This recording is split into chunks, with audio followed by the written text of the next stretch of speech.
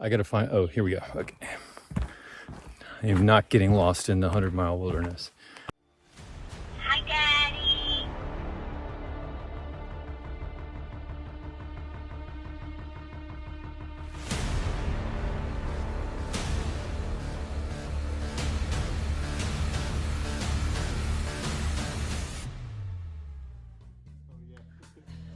There she goes. The pancake in.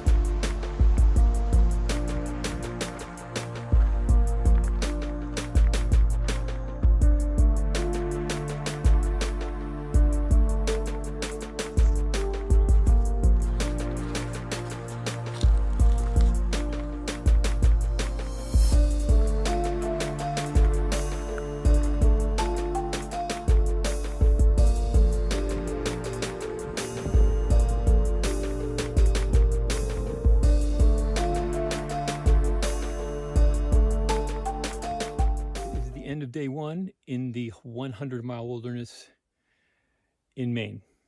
And I'm at a stealth tent site on the Barron ledges. I think it's about a 17-mile day. I haven't been able to confirm that yet, but the trail is right back here. And I'm a few feet off the trail, just a spot I found. It's about 6 p.m. It was about time to find something. So came out of Monson after a 0 day. So I'll share that story tomorrow. Right now, I've got to get some chores done, get some food in my belly, and get set up for tonight. So day one, 100-mile wilderness. It was long, but I had good weather. So Muffin and Button, I love you. Acorn Army, I love you too. I'll see you tomorrow.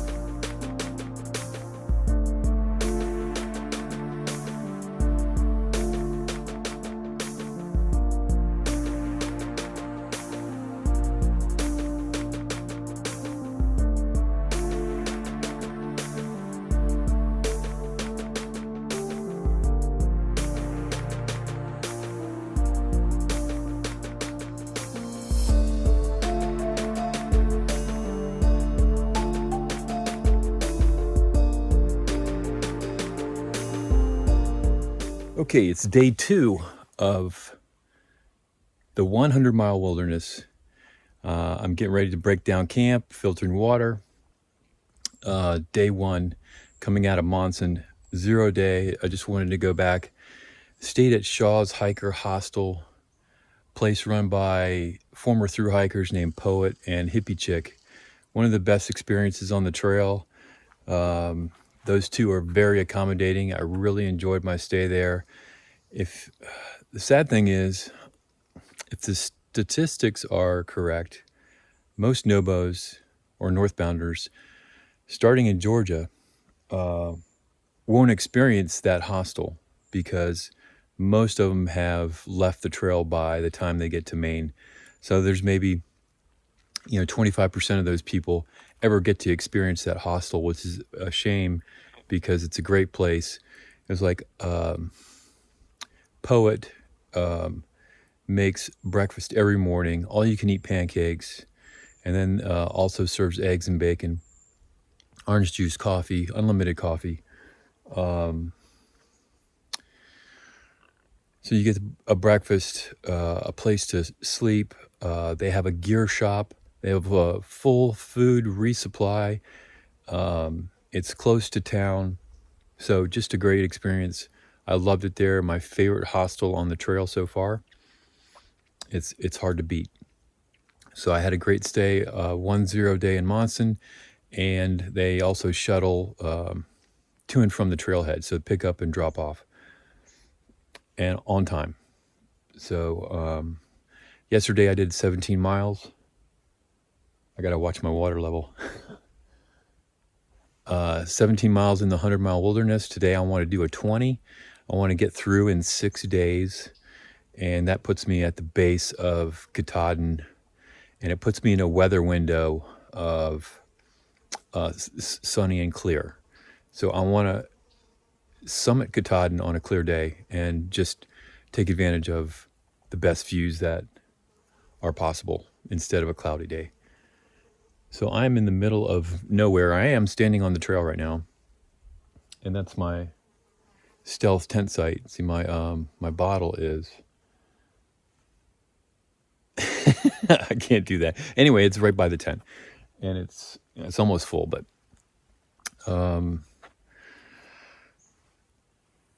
standing on the trail. I got to break my tent down, pack my pack up, and get going. I have an ascent this morning, about 700 feet. Not sure of the views, but hold on, let me get this bottle. I'll be back. Okay, I'm on my second bottle of filtering. It's the smaller bottle, but 100-mile wilderness. One thing I noticed this morning, typically at about 4:30, 4:45, the birds wake me up. There were no birds, no bird sounds up here. Kind of strange. I think probably the red squirrels have eliminated all the birds, because if you've ever heard a red squirrel make a sound, you don't want to be around. They sound pissed off all the time. And I hear them. So they have taken over the 100-mile wilderness. Also, the bugs up here have not been a problem. I mean, I hear the flies flying around. They only bothered me once yesterday. I mean, there's only one when I was at a waterfall, and it was really no problem. I usually have to wear a bug net. No bug net so far. I still have to keep an eye on my water bottle. But one last note. Back on Shaw's Hiker Hostel. Like if you think you want to open a hostel, you should take a page out of the book from Shaw's Hiker Hostel. Go stay there, see how they run the place, and duplicate it. But the thing is, you could try and duplicate it, but you can't duplicate Poet and Hippie Chick. It's the people that make it. So they made everyone feel comfortable there. And they were so accommodating and hospitable. So it's really the people that made that place. So, but anyway, they had it all down. The gear, the bunk rooms, the laundry, the showers, everything was well done for a hostel. So loved it. Also, body update. I have the body of a 80-year-old upper body because there's nothing left. And my lower body, I don't know, probably the best shape it's ever been in. You know, when I look at my calves and everything, they're just, I don't know. I mean, I walk every day, so they're going to be in shape. So, and my feet still, I can feel them, and the front half of my feet are kind of numb all the time, which I'm used to now. But my feet aren't in pain. It is time probably to change my shoes out. They're starting to show wear and tear. No, we're not full yet. Starting to show wear and tear, but I've been almost 1,100 miles by this time, so I figured this would be about the time I'm going to change them out. So I'm going to get through Maine, the wilderness, and Katahdin, and if I do my flip, then I will get some new shoes and insoles. So, all right, we're going to get to hiking and hopefully get a 20-mile day in. The weather's supposed to be cooperative today, and looking forward to a good day. I think this ascent coming up is probably going to be the most difficult part of the day. We'll see. After that, it's something called the Chairbacks, which is a bunch of choppy up and downs. But all right, we're going to get to hiking. See you down the trail.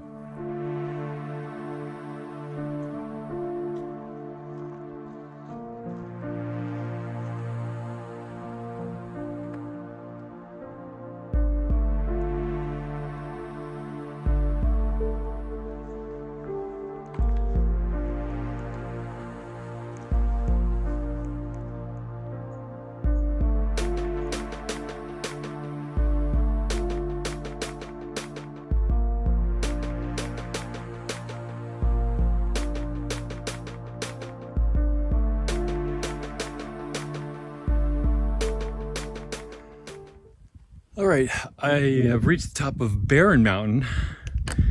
It's not so barren, there's plenty of trees here, but there is a great view. I caught it on a great day. And this is a short little fire tower. It's not open for climbing. Even if it was, it looks questionable anyway, but this is the ascent of the morning. It took about 20 minutes or so. And about I'd say 180 degree view. A lot of mountains out there. I couldn't pick out Katahdin I'm sure it's visible here, but I mean, there's some tall mountains, but they're all tall. They're all crazy tall, especially when you come from the beach. But all right, we're going to descend now, and then the choppiness of what's called the Chairbacks. So it's a beautiful day, so we're going to get some views out here. All right, onward.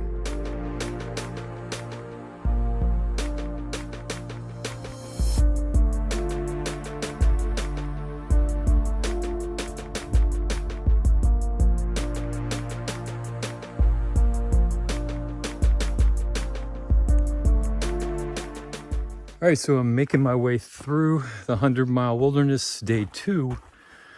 And I don't know, the past, I'd say a few weeks, I've been hiking around a group of college-age thru hikers that are about at the end of their hike. And I can't help but think the thoughts that are going through their heads. They're less than 100 miles from the end.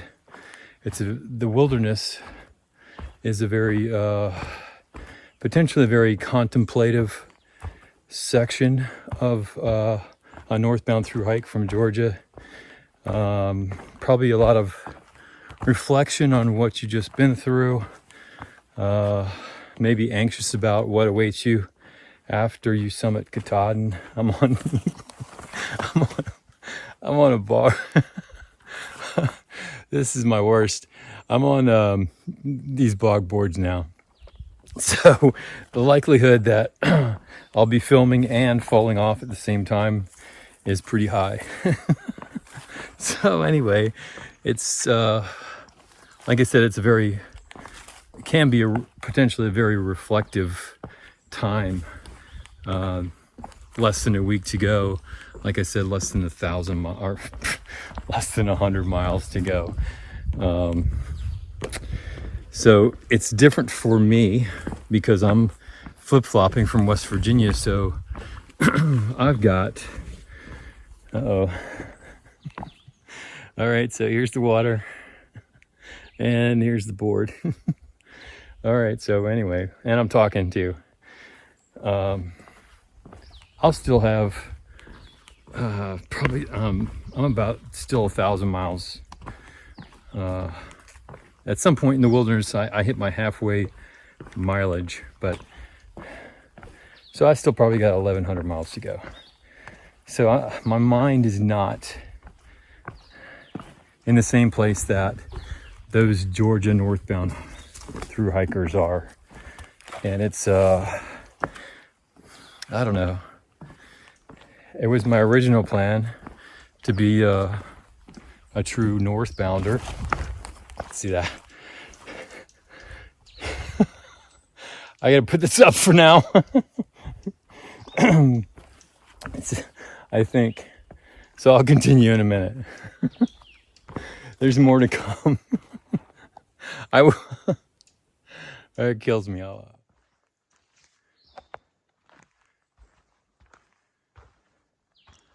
Okay, back on safe dry land. So anyway, I still have the whole southern leg to go, and my mind's in a different place. What am I going to feel like when I will summit Katahdin later this week? Where's my mind going to be?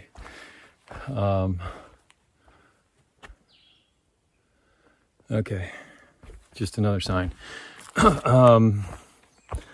What will I be thinking? Will I be as reflective? It's going to be, I think, okay, somewhat probably anticlimactic. I got to find, oh, here we go. Okay.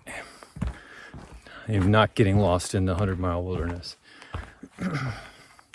All right, I'll continue later.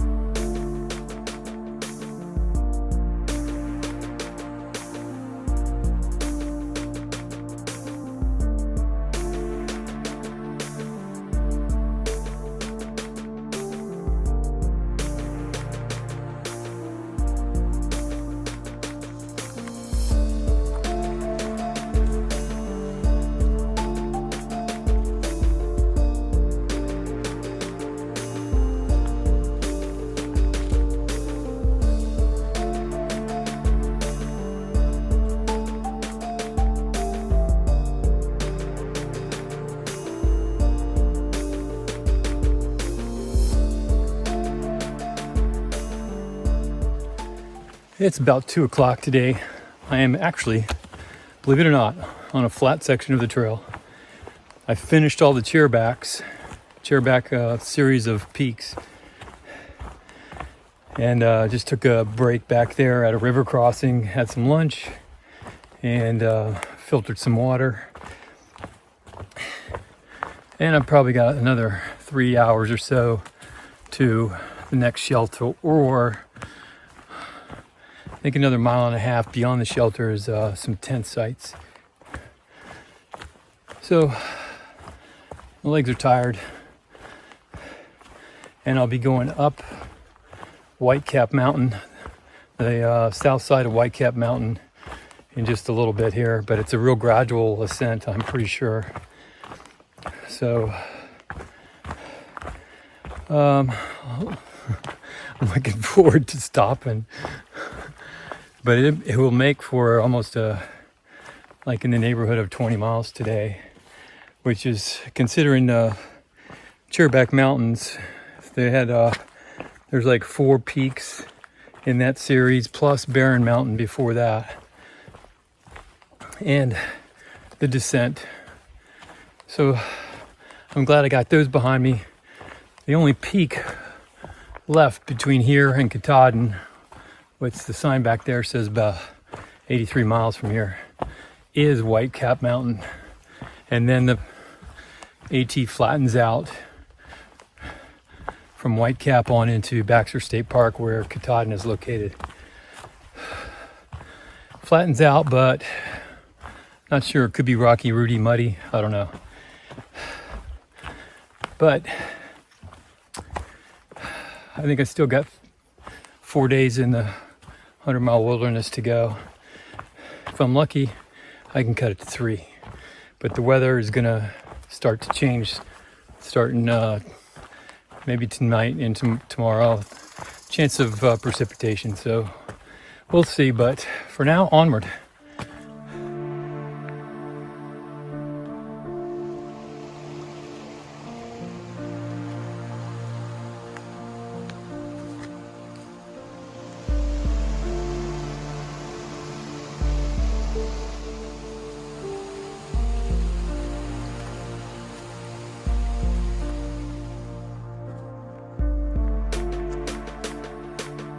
Okay, it's end of day 2 in the 100-mile wilderness. I am filtering water. I haven't set up camp yet, but I have a feeling the sky's gonna let loose here any minute now. So I got to get this filtered water up 200 yards and set up my tent. So I don't even have my tent set up yet. So I got to go back up,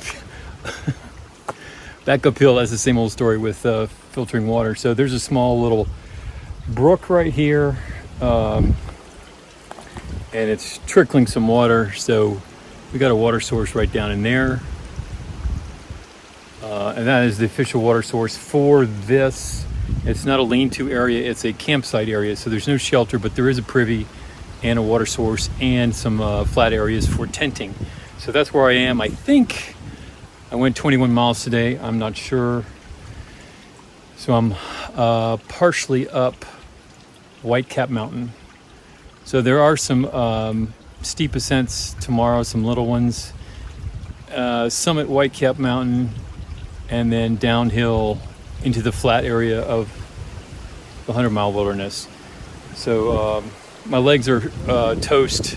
I mean, I just fried them today. I hiked about 11 miles.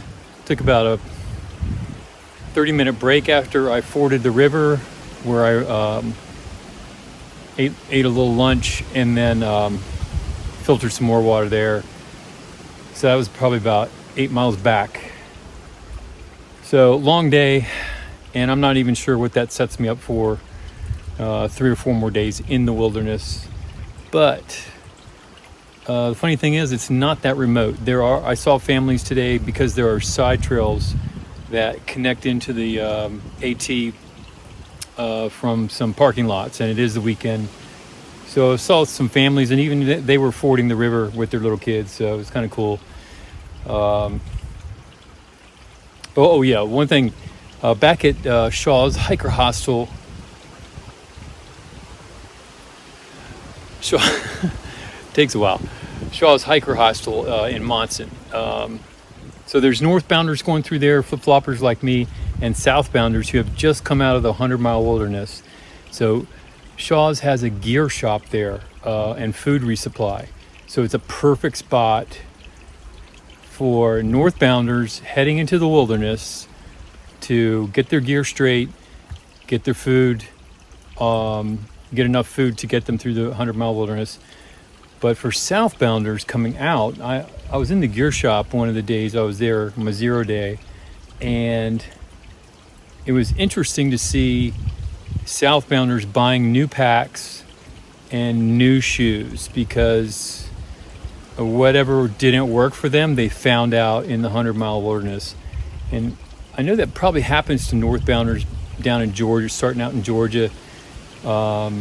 I think the first outfitters is Neil Gap. I don't remember the name of them. But anyway, 30 miles in, I'm sure that happens as well. People haven't dialed in their gear before they get out here. So kind of interesting to see. So they're dropping more money on, a brand new pack, lighter pack, and shoes that are more comfortable. So my tip, for a beginner hiker is, get some practice hikes in. How does your pack feel fully loaded? How do those shoes feel? So it's kind of important. Or you're going to be, like those southbounders buying new gear 100 miles in. So best of luck to them. But Shaw's is perfectly located to, handle all that. So I can't recommend them more. Great people. They are thru hikers themselves. So they can, do gear adjustments for you, suggest all sorts of things. So anyway, great experience there. I wish I could go back and spend more time. I was going to take another 0, but the weather was too good yesterday, my first day in the wilderness, to skip it. So anyway, I'm going to get this water up to camp, get my tent set up and hunker down because I'm pretty sure there's going to be rain tonight. So, Muffin and Button, I love you. Acorn Army, I love you too. I'll see you next time.